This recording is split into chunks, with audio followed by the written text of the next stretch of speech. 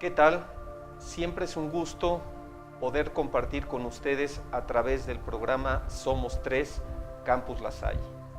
La Universidad La Salle se llena de orgullo y de satisfacción de poder contar el día de hoy con un invitado de gran lujo para nosotros. Un placer tener con nosotros al doctor Miguel García Baró. Doctor, bienvenido a la Universidad La Salle. Muchísimas gracias. Soy yo el honrado, absolutamente, el desbordado por la amabilidad de ustedes y por la ocasión que me ha traído aquí. Y la ocasión, como bien lo menciona el doctor García Baró, es que la licenciatura en Filosofía está cumpliendo 50 años de su fundación en nuestra universidad. El día de hoy se encuentra adscrita a la Facultad de Humanidades y Ciencias Sociales y concibo que una universidad no puede verse como tal si no cuenta con una licenciatura como es la licenciatura en Filosofía. Yo eso lo considero evidente, pero para muchas universidades no es tan evidente. Es correcto. Exactamente. Es muy bueno que ustedes mantengan una facultad así, o bueno, un grado así, una licenciatura así, pese a que pueda no ser económicamente lo más rentable del mundo, pero si no hay ideales en la universidad, ¿dónde los va a haber? Por supuesto. Y si no es la universidad justamente la que trabaja el pensamiento, el desarrollo del pensamiento, el defender la verdad, la búsqueda de la verdad, pues por supuesto que la universidad debe de estar clara de su compromiso social. Yo me permito, doctor, contextualizar un poco para iniciar nuestra charla, centrándonos en lo que es nuestra misión y la obra lasallista. Como usted lo sabe, nuestro fundador, Juan Bautista de La Salle, el próximo año, el 2019, estaremos celebrando la Pascua de los 300 años de la Pascua a la vida eterna de nuestro santo fundador, Juan Bautista de La Salle. Esto a nosotros nos ha llenado de gran satisfacción de poder ver cómo una obra que parte de un corazón, de un compromiso, de una vida, que es el lema para esta Pascua del santo fundador, ha llegado a trascender por 3 siglos. Ha impactado prácticamente a 80 países. Hoy por hoy tenemos en activo 1 millón de estudiantes, de alumnos, que van desde el maternal hasta el doctorado, con un aproximado alrededor de unas 70 universidades en el mundo, en 26 países, y pues una obra que inició un hombre sin habérselo planteado como tal, en donde de pronto con estas y circunstancias de la vida tiene la oportunidad de ser convocado por Adrián Niel para que vaya a ayudar a una escuela. Y en ese momento él, viviendo en un contexto de una vida, digamos, privilegiada, hijo de un magistrado del rey, de Luis de La Salle, y de Nicole Moet, que venía de una familia noble, pues él estaba acostumbrado a hacer estudios como el caso de teología en la Sorbona de París, y de pronto cambia toda su vida, pierde a su madre y a su padre en menos de un año, regresa a Reims porque él se encontraba en ese momento estudiando teología en la Sorbona, y cuando le piden este apoyo y este llamado, creo yo que es cuando él conoce otra realidad, ve esta Francia dividida de Luis XIV con el pueblo, y finalmente se conmueve profundamente por estos niños que él ve que no tienen una atención, no tienen un porvenir prácticamente asegurado, digámoslo. Y creo que es donde podríamos centrar el carisma de la obra de Juan Bautista de La Salle y de la obra lasallista: la salvación del niño y del joven a través de la educación.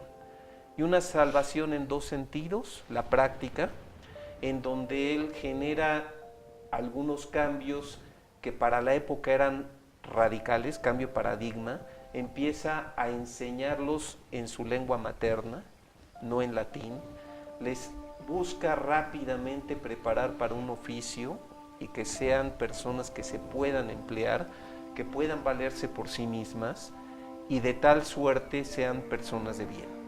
Entonces ahí vemos una salvación práctica, una salvación en la vida, cómo insertarse en un tejido social que lo estaba excluyendo, eran los no vistos, y por el otro lado, pues al ser una persona de bien, iban a tener una espiritualidad también garantizada, iban a poder trascender en la vida.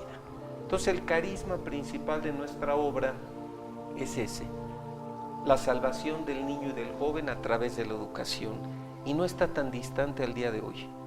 Yo pienso que en el caso de México, nuestro país no tiene otro camino que no sea por la educación centrada en valores. Nuestro caso de inspiración cristiana, pero valores general. Entonces ese es el contexto, doctor, en el que hoy celebramos 50 años de la licenciatura en filosofía. Ayer usted hablaba en esta conferencia que nos comparte de los valores, de los sentimientos, y pues yo quisiera empezar con nuestros 3 principales valores: la fe, la fraternidad y el servicio. Estos, digamos, que son los 3 principales valores que inspiran a nuestra obra y a nuestra comunidad, y posteriormente iremos entrando en detalle. Entonces, bajo este contexto del carisma de Juan Bautista de la Salle, de esta futura celebración de la Pascua a la vida eterna del Santo Fundador el próximo año, con 300 años, y de este lema, un corazón, un compromiso, una vida, pues le dejo la palabra, doctor.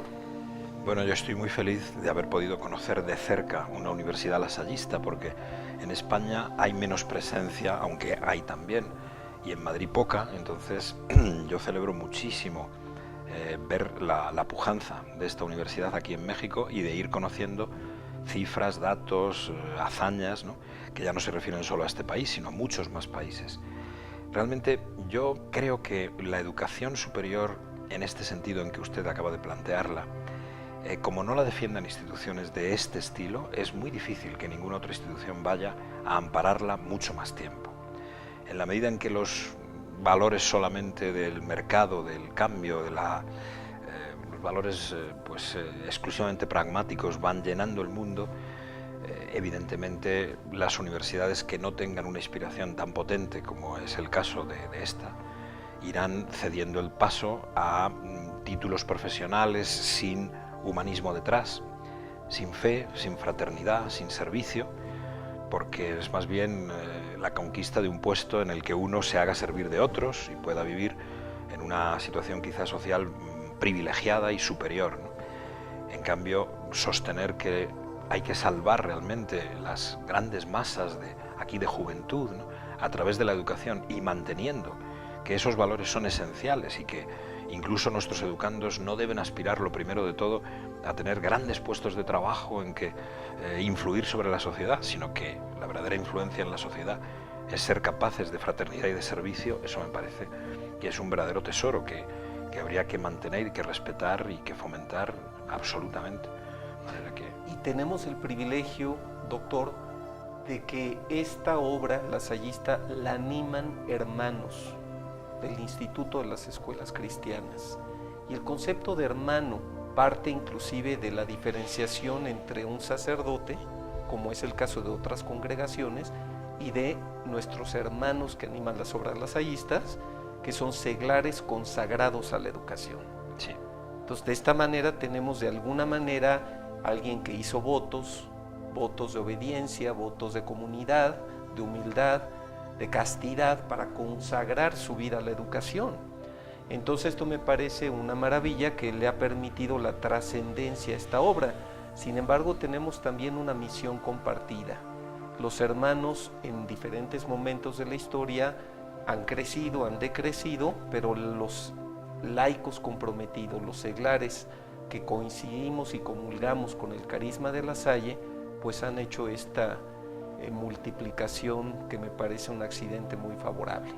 Desde luego, y cuánta importancia tiene que sean muy auténticas estas instituciones tan interesantes para la sociedad.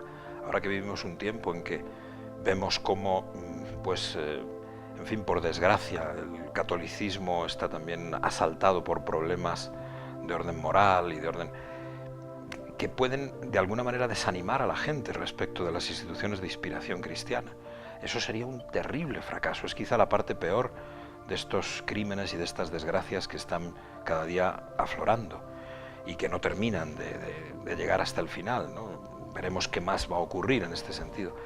Por eso, lo que tenemos que animarnos es a ser muy auténticamente eso que decimos ser, porque es fundamental que no se pierda la importancia de las instituciones cristianas en la educación Y ahora mismo es un momento muy peligroso para eso.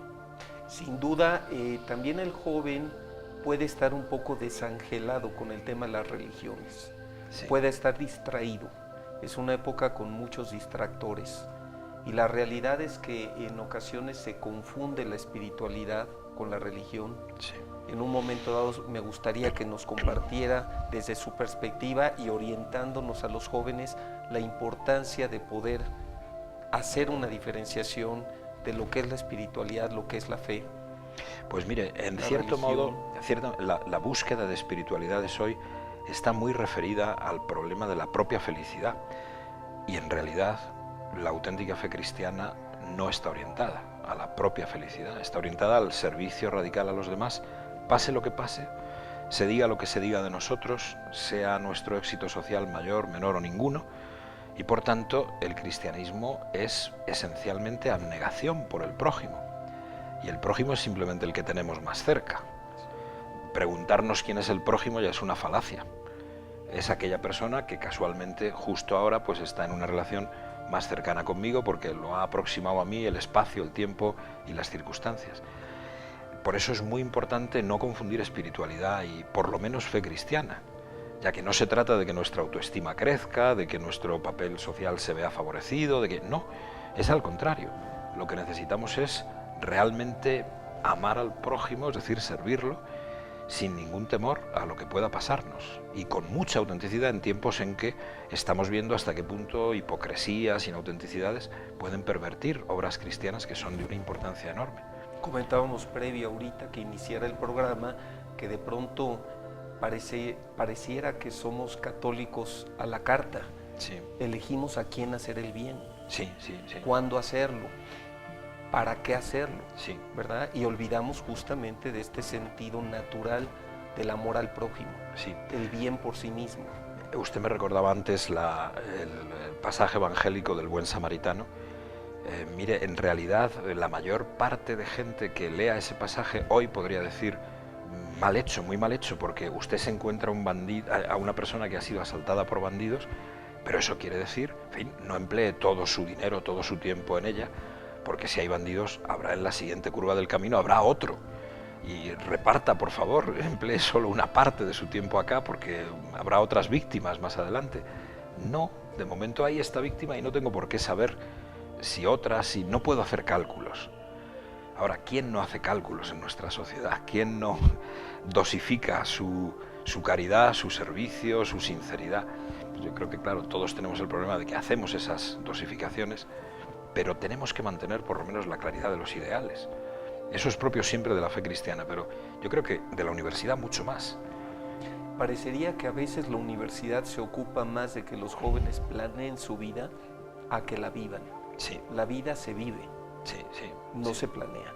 Se debe de planear en cierta medida, pero parecería que a veces incluso la propia universidad, y no me refiero a la Universidad La Salle, a lo que es la institución como tal, parecería que está muy ocupada de trazar estas directrices, ¿no? Efectivamente. Le decía yo hoy a los muchachos en el aula, y le decía, dime un acto de fe, y tan simple como es que estés aquí sentado. Confías en ti mismo, tienes un proyecto de vida y académico, quieres ser un médico, bueno, pues vas a pasar algunos días en el aula, ¿verdad? Y el que todas las mañanas te despiertes y vengas, de una o de otra manera, pues estás teniendo un acto de fe práctico, ¿verdad? ¿Cómo podría usted darnos una definición desde un no lasallista, pero un doctor en filosofía y una persona con una visión del mundo muy particular sobre la fe, la fraternidad y el servicio? La fe es un fenómeno humano muy general, como usted acaba de recordar. Las cosas más importantes en nuestra vida pues son asunto de confianza, y de una confianza que no puede tener una demostración matemática detrás.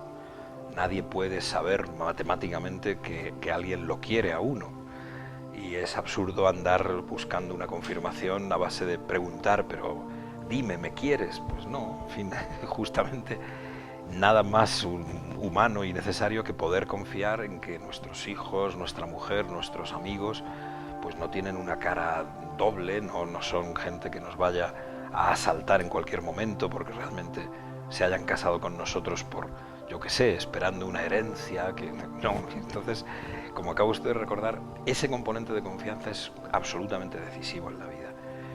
Encontrarse un amigo, un prójimo y decir, bueno, yo empleo aquí mi cariño, mi servicio, no me fijo en el retorno y no estoy calculando, que esto nos lo han recordado muchos pensadores judíos en el presente, no estoy calculando que lo que yo le debo a él me lo debe a mí.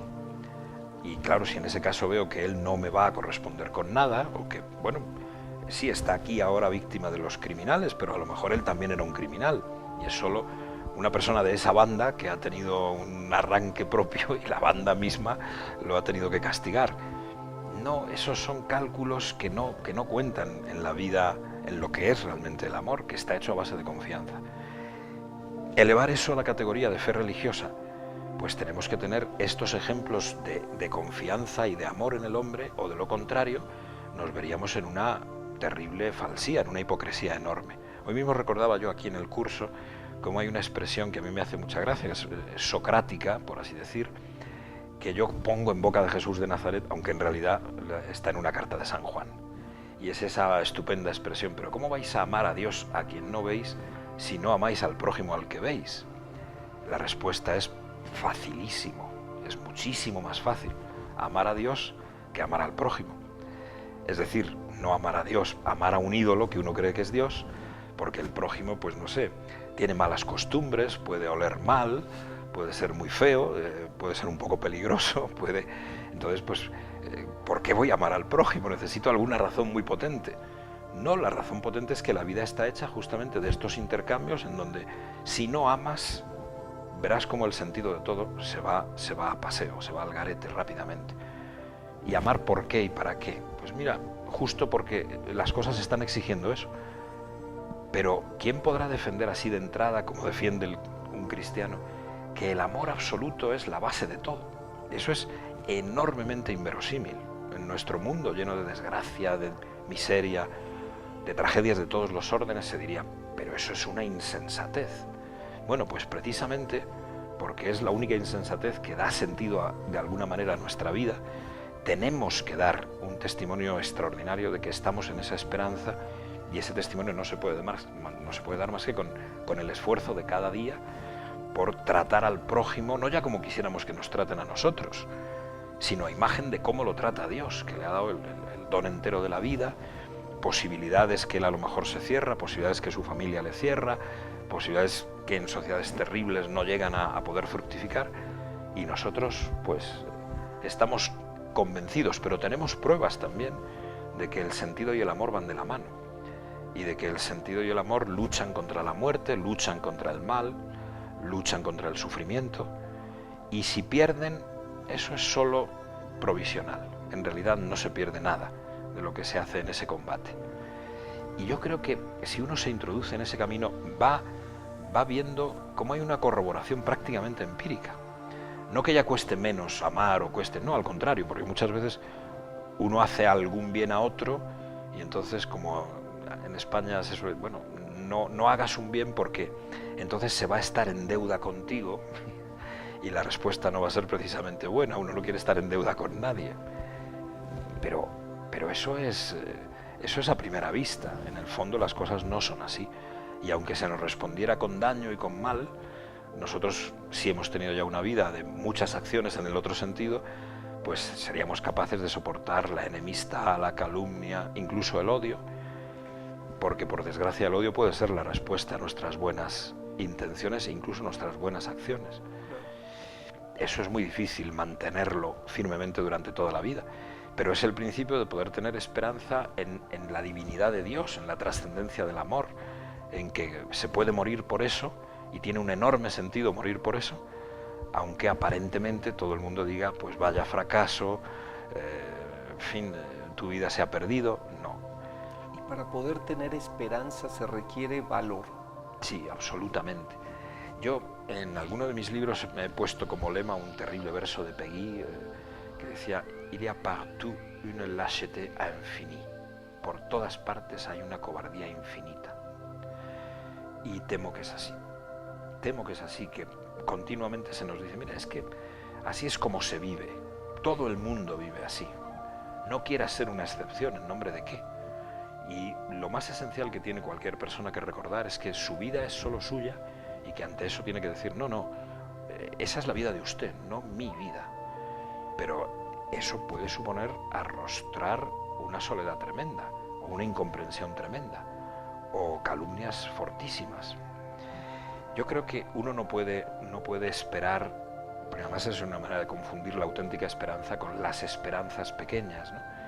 No puede esperar que por cosas buenas que emprenda en su vida, eso va a tener realmente éxito. Tiene uno que estar desprendido de los frutos de su acción, como dicen también los indios, pero como es muy evidente que el cristianismo lo pide, porque lo normal es que nuestras grandes empresas de alguna manera fracasen. Bueno, es un fracaso solo histórico y superficial. En el fondo no es un fracaso, y nada que se hace bajo la insignia de la falta de miedo, de la valentía y del amor, que son lo mismo, nada se pierde, queda inscrito en la eternidad seguro. Pero es muy probable que las empresas que realmente comenzamos, pues veamos que no llevan a donde nosotros queríamos, que siempre hay tantos impedimentos, tantas casualidades, tantas contradicciones, o tantas faltas de dinero, o yo qué sé, tantas catástrofes naturales, que resulta que no las vemos florecer, que no van hasta el final. De ninguna manera podemos pensar que eso resta sentido a nuestra vida. Sin duda, una universidad que se dedica de alguna manera a los jóvenes. Yo diría que casi juventud es sinónimo de esperanza. Si cuando uno es joven no está inmerso en la esperanza, entonces ¿cuándo? Sí. Sin embargo, de pronto vemos un cierto como ansiedad, temor, incertidumbre por la situación y las circunstancias que vivimos actualmente. Y de pronto, cuando es una universidad de inspiración cristiana, pues es fácil decir, ¿crees en Dios? Y decirlo, sí, por supuesto que creo en Dios. Y la pregunta es, ¿y por qué no confías en Él? ¿Por qué tienes miedo? ¿Por qué sientes esa angustia? Sí. Entonces, este miedo, esta angustia en la juventud es tremenda. Y a veces como adultos que los acompañamos, maestros, debemos ser los primeros agentes de esperanza. Eso le iba a decir, que la esperanza en la gente joven muchas veces es ingenua. Y una de las grandes virtudes de las instituciones universitarias, o de las instituciones de educación en general, es que haya contacto personal entre gentes de muy diversas edades. Porque en general, verdadera esperanza muy anclada y muy firme, más bien la tenemos los viejos o los maduros, que hemos pasado a través de muchísimas pruebas, y el hecho de que podamos estar cerca de otras personas que han combatido como nosotros, o de gente joven que es natural que se llene de miedos ante lo que puede ocurrir si toman el camino más auténtico o el camino de lo que de verdad más les gusta, bueno, pues que puedan ver que otras personas pasaron por aquello, superaron pruebas como las que ellos van a tener que superar, y que subsisten y no han perdido el sentido del amor o el sentido de la confianza en la lucha contra el mal y a favor del bien. En ese sentido yo no sustituiría nunca, sobre todo en ninguna disciplina universitaria, pero yo no creo en la educación a distancia. No creo en la educación solo a través de vídeos, a través de conferencias grabadas, no. Esto lo decía Platón con muchísima fuerza. La presencia física es ya una forma como de parto en el amor. Hay que tener esa presencia justo por esto, porque la transmisión de la esperanza no se puede hacer a distancia. Yo puedo ir a una conferencia de algún gran pensador, pero no, es mucho más importante verle directamente en el trato cotidiano y ver cómo responde a lo que cada día trae. Yo solo soy a través del otro, de la proximidad del otro. Efectivamente. En un segundo momento hablamos de la fraternidad, el concepto del instituto de los hermanos de las escuelas cristianas, los fratelli, ¿verdad? De ahí viene la fraternidad. Esta visión de Juan Bautista Lasalle, que elige como patrono de los hermanos a San José. San José, quien fue el primer maestro de Jesús.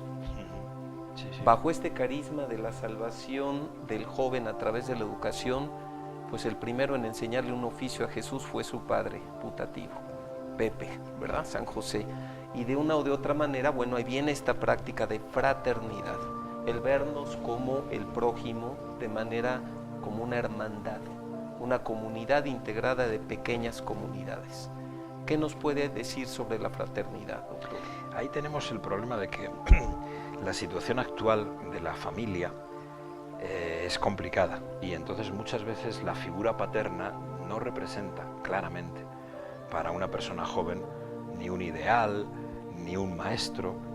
Así que ahora tenemos que pasar más bien por recordarle a los jóvenes que su verdadero padre, por más fallos que tenga el padre humano, es en realidad Dios, o es, si quiere, la vida, por darles una primera orientación, ¿no? Que en ese sentido no somos tanto los hijos de nuestros padres como los hermanos de nuestros propios padres, porque todos nosotros somos hijos de una única fuente última, de lo absoluto, de lo divino. Yo le daría ese nombre directamente, pero si se le quiere dar un nombre menos religioso, pues puede ser, bueno, de la vida, no sería nunca bastante, pero bueno, ya sería algo, ¿no? Porque si no, en muchas ocasiones uno puede decir, no, pero mi familia falla, no tengo un modelo, incluso la hermandad misma. Tenemos que recordar que, así como la familia es el origen de la mayor parte de bienes en la vida humana, es también un foco de enfermedades psiquiátricas de primer orden. Con codependencias, efectivamente, constelaciones mal dirigidas. Exactamente. Es decir, que en la familia se enferma de una manera tremendamente grave y la familia también cura. La fraternidad de los hermanos es una fraternidad que se obtiene no por vínculos de consanguinidad, sino por unión de voluntades libremente, libre y valientemente, y por encima de las diferencias sociales, de las diferencias de profesión. Eso es importantísimo, porque es una manera de demostrar que el verdadero Padre es el Padre del cielo y que no tenemos por qué estar tan pendientes de la familia sí, para ayudarla, para tal, pero que nos podemos curar si nuestra familia no fue una familia ejemplar y si nosotros traemos alguna clase como de enfermedad de la que cuesta mucho tener la resiliencia, ese tema tan de moda hoy, porque verdaderamente ya vemos hasta qué punto muchas familias no corresponden a lo que deberían ser. Esto que nos comparte me parece un mensaje esperanzador, Sí. Porque hoy es muy alto el índice de familias que, no sé si el término es correcto, porque parecería que la familia funcional es la que tiene un esquema tradicional, y hoy está muy lejos la realidad de ello. Exacto. Y en ocasiones se habla de disfuncionalidad. Sí. Pero esto es un mensaje, me parece esperanzador. El joven finalmente no puede abstraerse de su realidad, de sus circunstancias, pero tiene alternativas. Esto es. Puede seleccionar ser parte de una fraternidad, integrarse y saberse de alguna manera reconocido, con la dignidad que tenemos todos simplemente por ser humanos. Evidentemente. Por eso hay que enseñarle, favorecerle, no se le puede enseñar, pero sí favorecerle su sentido de libertad. Porque sin eso no podrá realmente más que aliarse a las cosas que ya estén dadas de antemano y que pueden no ser nada sanas, nada buenas, ¿no? Y que le enreden pues en estas cuestiones terribles que acá y en tantos otros países ocurren, ¿no? Hombre, pues el narcotráfico es una vía mucho más fácil hacia el dinero que no la universidad. El servicio al prójimo es mucho más complicado que el unirse a una banda, aunque haya que pasar a través a una mara, ¿no? Aunque haya que pasar a través de un rito de paso monstruoso. Y todo eso además puede calentar el corazón de gente cuya familia es fría y está desestructurada y es horrible. Entonces uno puede encontrar unas fraternidades perversas si no ha tenido la maravillosa suerte de que la gente con la que se educó le dio alguna prueba de esperanza, de libertad, de confianza en que la juventud puede ser libre y puede imponerse sobre las condiciones quizá muy tristes y muy duras de su nacimiento, de la miseria, conozco un poco más también algo de África y mi hijo mayor está casado con una persona del Camerún y bueno, las circunstancias que yo he visto allá y las que conozco a través de la familia de mi nuera son tan catastróficas que casi cuesta trabajo pensar que un mensaje de esperanza se pueda llevar allá. Hay que hacerlo por encima de todo. Es durísimo, es dificilísimo. Y en esas ciudades a veces hay una iglesia cristiana casi en cada esquina. pero son iglesias sectarias, iglesias que no representan el compromiso universal por la caridad y el servicio que, gracias a Dios, todavía pues la Iglesia Católica, por ejemplo, puede de una manera efectiva y fuerte y, bueno, y reconocible representar. Así que... Sí, el hermano Álvaro Rodríguez Echeverría, anterior hermano superior general, decía: no te preocupes por llevar a los jóvenes a misa, acércalos a Dios. Esto es. Y para acercarlos a Dios, acércalos a su libertad, acércalos a vivir el amor generosamente, no egoístamente, porque claro, el fenómeno del amor es tan ambiguo y tan amplio que eso necesitaríamos estudiarlo con mucho cuidado. No todos los amores van en la dirección de lo libre y de lo santo, pero de alguna manera son una prefiguración de que podrían dirigirse en ese sentido, aunque hayan empezado egoístamente o solo, digamos, románticamente o solo así. Y eso es fundamental mantenerlo, porque solo se puede llegar a Dios por estos caminos, a través de la libertad, de la valentía y del servicio al prójimo. El servicio como tercer valor que no hemos detallado concretamente. Un país en donde llegar a los estudios superiores ya en sí es un privilegio. Sí. Y de una o de otra manera tenemos, yo creo que una obligación moral de regresar un poco, ¿verdad? Todos los que no tuvieron la oportunidad. Sí. El servicio, ¿cómo lo puede en su momento ampliar un poquito? Es un tema complejísimo. Para empezar, yo creo que las universidades de estas orientaciones deberían tener un sistema de becas, aunque sean becas préstamo, pero préstamos naturalmente sin intereses, préstamos cuando uno trabaje si consigue trabajar, de manera que se pudiera abrir a muchas más personas la posibilidad de una educación superior con este sentido, y no privada de sentido, no solo pragmática, no solo profesional, ¿no? Eso ya sería un servicio de primer orden. Es preciso que nuestras instituciones, yo trabajo también en una universidad de los jesuitas, yo no he tenido un contacto previo grande con los jesuitas, solo trabajo hace 20 años con ellos, pero no me formé con ellos. Y veo lo mismo, es imprescindible llegar a todo el mundo, no podemos hacer sociedades un poco elitistas que luego transformen el resto de la sociedad, sino que ya desde hoy tendríamos que, para empezar, conseguir que nuestras aulas se llenaran de la gente que no tiene, que ni sabe que existe La Salle, que puede saber que existe la universidad pública, que a través de la escuela pública llegará a la universidad pública. Me parece muy bien, pero es imprescindible que si aquí tenemos este tipo de ideales podamos realmente hacer que todo el mundo de alguna manera entre en ello. Yo sé que eso es enormemente difícil, pero sería como el primer servicio que la universidad como tal podría prestar. Luego creo que es fundamental que las personas que pasan a través de la formación universitaria, jesuitas o lasallistas, no pasen sin darse cuenta de hasta qué punto hay desgracia en el mundo, dolor, sufrimiento que hay que redimir. Uno podría decir, pero es inverosímil que en un lugar como la Ciudad de México no tenga uno a la vista, en cuanto se pasea un poco por ella o la recorre, pues que hay una terrible desgracia social que afecta a muchísimas personas, que se diría que no tienen horizontes, pues no sé hasta qué punto, porque la capacidad de no ver lo que uno no quiere ver es muy potente. Tenemos que aproximar a esos fenómenos con toda sinceridad y toda... Hoy veo que aquí en el campus hay actos en ese sentido, ¿no? Que hay órdenes religiosas que están acá proclamando la necesidad de acercamiento al sufrimiento del prójimo, a su desgracia. Eso es imprescindible que lo hagamos. De manera que el verdadero éxito no lo tengamos en los 5 años que están o en los 4 años que están estos chicos con nosotros, sino que en el futuro se vea que se ha conseguido que sea gente que no se desentiende del dolor del prójimo y que va a vivir libre, fuerte, valiente en adelante.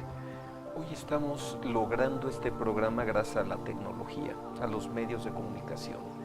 Pero esta tecnología también ha avanzado a tal grado que inclusive de pronto hay un hilo tan fino entre lo real y lo que es ficción, que hemos educado a la vista, acostumbrarnos a ver escenas dramáticas, ya sea reales o de ficción, pero que no podríamos distinguir una de otra.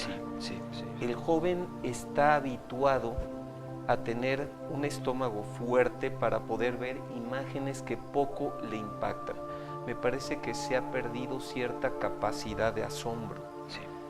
y de una o de otra manera los estímulos son tantos que para poder distraer la atención, como bien lo dice, yo puedo de pronto bloquearme contra esta contaminación social, ya sea auditiva, visual, de cualquier tipo de pobreza, y llegar a mi destino tratando de no ver todo lo que pasé a un lado. ¿Cómo hacer para despertar a ello, para la resistencia? Eso es un problema que va creciendo, que supongo que tendrá una resaca o un reflujo dentro de algunos años, pero que por el momento nos va invadiendo y es muy, muy, muy difícil combatirlo. En realidad, yo creo que las historias de cada uno de nosotros están siempre llenas, pues esto de amores, traiciones, problemas que nos afectan mucho más que las imágenes que recibimos de cosas más lejanas, pero es muy difícil suscitar la atención a lo que realmente pasa en nuestra vida. Esto parece una cosa absurda, pero realmente es difícil. ¿Cómo se pueda lograr? Yo creo que en muchos casos, por ejemplo en la enseñanza de la filosofía, uno descubre que los viejos textos hablan con una potencia enorme. Pero claro, la primera intención sería siempre, son libros antiguos, son libros que están en los anaqueles de las bibliotecas, no tienen vida, no me dicen nada. Hay que destruir por completo esa imagen. Vale más una palabra que 1000 imágenes. Y esa palabra tiene que ser dicha en concreto, en directo, en un aula, con personas que estén un poco en el mismo problema, que lleguen a tener una cierta amistad, que colaboren a algo. Todo eso sí que significa que la acción real que podemos tener es una acción en pequeños grupos. No podemos hacer una propaganda masiva de estas cosas. Incluso si se televisa, no sé, estupendo, magnífico. Pero lo importante es conseguir grupos, a mí me gustó mucho esa expresión un poco ya antigua, sociedades contrastantes, grupos de contraste, donde no se vive igual que fuera. No hay que hacer más propaganda, ni creerse mejores ni peores, simplemente vivir de otra manera y mostrar que eso se puede obtener y que incluso la universidad puede obtenerlo. Parte de mis esperanzas las ha mantenido el hecho de que en mi vida laboral he conocido esos grupos con una gratuidad y un grado de comunión sin que nadie supiera quién era cristiano, quién no lo era, tal, que yo, por ejemplo, temo que no he encontrado pues en ningún grupo religioso de los que yo he conocido, en ninguna parroquia, no. Un seminario libre de investigación filosófica, de pensamiento, de discusión. Digo filosófica, pero podría ser literaria, podría ser médica, podría ser pedagógica. En cualquier carrera se puede obtener eso. Llega a tener un grado de amistad, de cohesión, de sinceridad, de comunión, que se puede lograr, es extraordinario, y sin eso yo creo que un enseñante o una persona que pasa por la universidad ni es realmente un enseñante logrado, ni es tampoco alguien que haya conocido de verdad la universidad. Eso está en nuestras manos. Pero es también cierto que la organización universitaria está tendiendo a hacer difícil eso, a hacer difícil que las cosas gratuitas, fuera de programa, que no tienen esas, en España las llamamos con una palabra monstruosa, guía docente, como si la guía misma fuera a enseñar algo, ¿no? Uno parece que se compromete a que ya sabe lo que el día 20 de abril de dentro de un año va a tener que decir en el aula. Todo eso no es universitario y deberíamos cortar con ello. Una cosa es que eso amarra al profesor a su cátedra, le obliga a presentar un cierto programa, eso es perfecto. Pero podemos estar haciendo un terrible contraservicio a la auténtica universidad con ello. Podríamos tener maestros muy comprometidos con alumnos frustrados. Exactamente. La realidad, doctor, hay tanto de que poder ir retomando, pero de una o de otra forma yo recuerdo un par de décadas en un libro de Jaime Chávarri, La tragedia educativa, que dice, parece que el estudiante busca el edutainment, este híbrido, ¿verdad? Quiere llegar a clase, estar de alguna manera atento, que se proyecten imágenes. Ese tema que usted decía, la potencia de ir a los libros, a los clásicos, la potencia de desarrollar la imaginación desde la lectura, Sí. en donde eso se ha perdido. Si justamente el joven cambió la imagen, ¿no?, por la palabra, ya la palabra es un tema que no forzosamente es para mí una herramienta útil, y prefiero la imagen que me da una síntesis prefabricada. Efectivamente. En este sentido, regresar a la lectura, Sí. capacidad de argumentación, capacidad de estructura de pensamiento complejo y analítico. Eso es imprescindible porque en la lectura, mucho más en el discurso, como decía Emmanuel Levinas, un pensador judío que ha muerto hace poco y que es de primera importancia, no importa tanto lo que se dice como el hecho de reconocer que alguien lo está diciendo. Es decir, que hay alguien que nos está de alguna manera enseñando algo, de algún modo, pero no enseñando con lo que dice, sino por el mero hecho de estar presente. Eso también Steiner, este crítico literario tan interesante, lo destaca mucho en la lectura, ¿no? Hay una presencia real. En la imagen no, pero en la lectura es inevitable. Y la lectura nos lee a nosotros porque procede de una persona real que nos dice algo y no podemos saltar a la ligera sobre aquello. Si estamos leyendo, estamos transformándonos, estamos aceptando y rechazando. Claro, tenemos que leer libros de algún interés, no novelas horrendas, no sé, Dan Brown, en fin, yo pongo algunos ejemplos españoles lamentables, no los diré ahora en público para que nadie...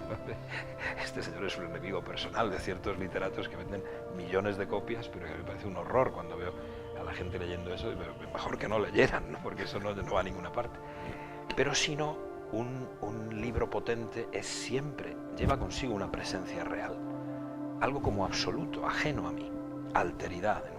Alteridad y la presencia que eso logra un maestro con sus alumnos. Eso es insustituible. Es tan fuerte el ejemplo que no me dejas escuchar lo que dices. Eso Grita tanto sí. tu ejemplo, ¿verdad? Eso es insustituible. Mira, hay un relato hasídico, a mí me gusta mucho la mística popular judía y bueno, he escrito sobre eso, he conocido y me parece de lo más significativo. Es un poco una locura, como siempre, ¿no? Son exageraciones, ¿no?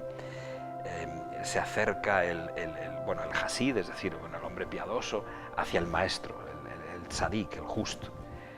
Pero había algún caso en que uno de estos alumnos no había podido aprender nada de su maestro, porque cuando llegaba a 20 metros entraba en éxtasis. Entonces jamás le oyó nada, era solo que el entusiasmo. Bueno, un maestro no puede aspirar a ser eso, ¿no? En absoluto. Ni debería buscar ello. Sería el falso hombre ejemplar que decía Ortega, sería un desastre. Así es. Pero sí que puede, y nos ocurre, que un maestro que entra en un aula, solo la proximidad de un alumno puede... Ese alumno, hay algo ahí extraordinario, ese alumno vibra, está... Y si yo tengo que decir una palabra sincera en este momento a esa cara que me mira, eso es completamente distinto que estar yo escribiendo en un sitio o que incluso que estar grabando ahora No, eso es distinto. No, yo me acuerdo muy bien de mi propia experiencia de profesor. Estás estudiando en Alemania, escribes, no sé qué. Llegas el primer día a una clase y ves 25 rostros mirándote y de repente aprendes, pero en ese momento, a una velocidad increíble. Una energía maravillosa. Eso es. Lo que una biblioteca no te da. Por supuesto. Sin embargo, si no hay un libro, si no hay una palabra con la que conectes, que sea como la mediación entre esa gente y tú, entonces solo te predicarías a ti mismo, y eso es una necedad. Claro. Pero, no, si estás leyendo un texto y mostrando que los textos muchas veces no están muertos, entonces la cosa cambia por completo. Totalmente. Sí. Cerrando el programa, tenemos el lema Indivisa Manent, lo que está unido permanece. De una o de otra manera, el año que entra estaremos en la celebración de la Pascua, Santo Fundador, y después de 300 años, un proyecto, una obra, un sueño que permanece. Y justo esta comunidad universitaria lo utiliza mucho al terminar una ceremonia. Usted lo vio el día de ayer y todo ello, el Indivisa Manent. ¿Qué nos puede decir de ello? Bueno, que es tan atractivo que, bueno, no me voy a hacer ahora hermano de La Salle, pero en fin, hay algo de inmediata atracción, como debería haberla, y la hay, yo creo, de hecho, siempre que alguien se acerca a una de estas sociedades contrastantes, no sectas en absoluto, donde se ve que hay un poco más de transparencia en las relaciones, más sinceridad, más amor real, más... Eso atrae como las moscas a la miel, porque no se vive así. Entonces, cuando hay ese tipo de fraternidad libre, fuerte, consagrada al bien, que tampoco depende de su tradición demasiado, sino que necesita innovar, que no va a sacrificar ninguna vida para mantener una institución, sino que hará que las instituciones vivan porque hay vidas que las alimentan, pero no al revés, ¿no? Eso es. Entonces, evidentemente, eso es que produce un entusiasmo y una atracción que inmediatamente se han de manifestar. De manera que Indivisa Manens pues es un tema extremadamente importante. Siempre que esas cosas que están ahí reunidas lo estén de pleno corazón, auténticamente. Ese es nuestro verdadero problema. Fíjense lo que está ocurriendo en buena medida con el Papa actual. No está diciendo nada nuevo, está solo haciendo lo que no se suele hacer. Eso me parece fundamental. La doctrina ya está, sí, está muy clara. A pesar de la Iglesia. A pesar de cada miembro de la Iglesia que no la lleva a cabo, pues realícese. O sea, y entonces, claro, un lema como este es que inmediatamente y de forma natural genera un encanto. Claro. Un encanto, es magnético lo que genera. Cualquier persona, aunque no sea ella buena, si se acerca a alguien y ve que es una buena persona, siente una atracción irremediable. Por supuesto. Pues me parece que hace una charla maravillosa. Hemos abusado de su presencia en México. No, que va. En realidad quisiéramos continuar, pero yo creo que este es el pretexto para que se repita y en alguna otra ocasión pudiera regresar a nuestro país y a nuestra universidad. Ojalá. Ya estoy muy grande, como dicen ustedes. Pues lo mejor entonces no vuelvo tendrá nunca. que invitarnos, doctor. Y nosotros tendremos que ir. Muy bien, encantadísimo. Muchas gracias. Pues un gusto, para nosotros un honor. Este programa se ha vuelto un programa conmemorativo de los 50 años de la licenciatura en Filosofía de la Universidad La Salle, inscrita precisamente esta licenciatura a lo que es la Facultad de Humanidades y Ciencias Sociales. Con esto nos despedimos, doctor Miguel García Baró. Muchas gracias por su presencia. Muchísimas gracias otra vez a todos ustedes y a quienes nos vean. Muchas gracias. Indivisa Manens. Indivisa Manens, sí señor. Así es. Hasta pronto.